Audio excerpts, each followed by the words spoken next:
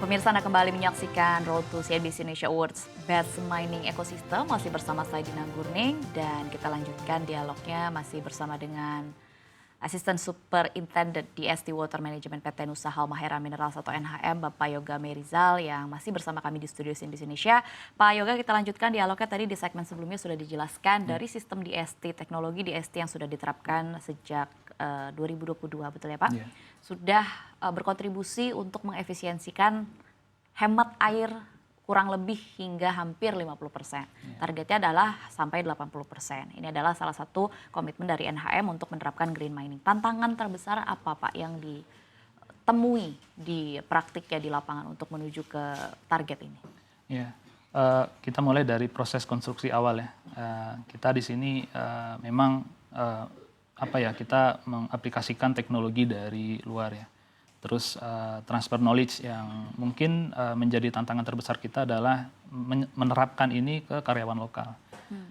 Dan di sini alhamdulillahnya teman dari tim karyawan lokal ini sangat antusias dan sangat support sekali ya dengan proses konstruksi ini.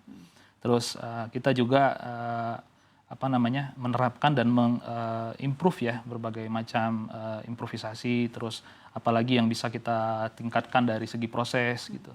Terus target-target tadi yang kita masih di bawah 50% untuk pemanfaatan recycle ya.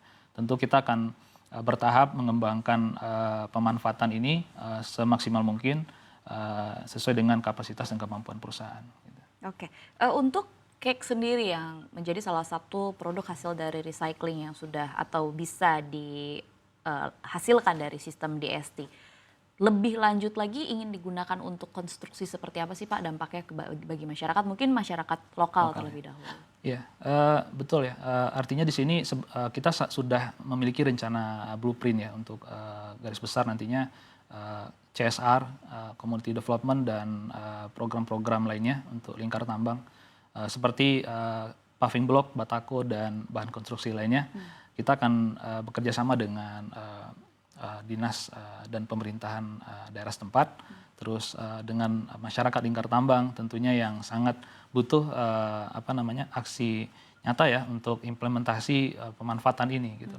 Seperti kita bikin nanti semacam taman, terus paving block untuk jalan-jalan akses untuk fasum, terus mungkin nanti akan setelah terjadi proses konstruksi yang masif kita akan membangun rumah untuk masyarakat lingkar tambang dengan media ini gitu. Artinya ya kita akan bertahap menuju ke arah sana nantinya. Oke, kembali lagi sebenarnya kan teknologi ini bisa dikatakan adalah sebuah investasi yang besar. Mungkin untuk mempertegas apa yang sudah dipaparkan oleh Pak Yoga sejak segmen sebelumnya dan juga barusan begitu. Apakah memang bisa dikatakan bahwa dari perusahaan sendiri atau dari manajemen sendiri sudah melihat dampak nyata yang terlihat terhadap lingkungan di sekitar tambang dari investasi besar untuk DST sendiri? Ya.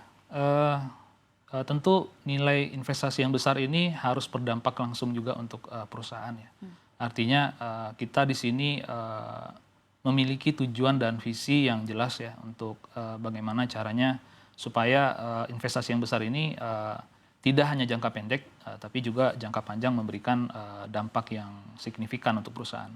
Jadi kita lihat memang nilai investasi besar ini tidak hanya bisa dikonversi menjadi produk atau nilai langsung ya. Tapi salah satu komitmen kita untuk menjaga safety itu yang lebih mahal ya di sini. Kita mencegah bahaya-bahaya lingkungan itu supaya tidak berimpact terhadap masyarakat di sekitar tambang. Itu saya rasa juga salah satu hal yang cukup mahal nilainya kalau misalkan kita konversi dalam bentuk uang gitu. Tapi dampak nyata untuk perusahaan sendiri yang kita harapkan nanti yang paling masif itu mungkin backfill. Nanti kita akan kembalikan lagi material ini ke dalam tambang. Ya nanti mungkin dengan beberapa kajian dan kita harus melengkapi hal-hal yang mungkin nanti perlu direview oleh dinas atau pemerintahan terkait nantinya. Oke, untuk mungkin bisa menjadi benchmark baru bagi industri pertambangan di Indonesia, target besar backfill begitu ya Pak? Yeah. Itu sistemnya seperti apa? Mungkin boleh dijelaskan target besar dari NHM untuk praktik green mining sendiri. Yeah.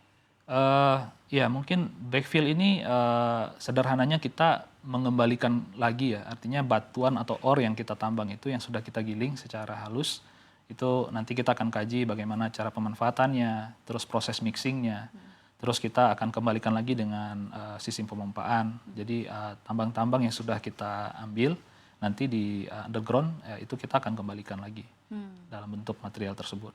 Artinya material yang kita ambil hanya logam, ya sisa limbahnya kita kembalikan. Air yang kita ambil dari lingkungan kita kurangi, kita gunakan recycle kembali. Artinya isu mengenai lingkungan, pemanfaatan air dari lingkungan itu akan berkurang. Karena kita sudah nanti akan mulai mengarah untuk menerapkan proses recycling nantinya. Oke, baik, terima kasih atas insight-nya dalam Road to CNBC Indonesia Awards sore ini, Pak Yoga. Kita bicara berkaitan dengan praktik dari Good Mining dari PT NHM, bagaimana caranya mengolah atau mengelola sumber daya alam yang ada tanpa melupakan kehormatan kita terhadap alam, kelestarian alam. Sekali lagi terima kasih dan sehat serta sukses selalu untuk Pak Yoga, sukses terus untuk PT NHM.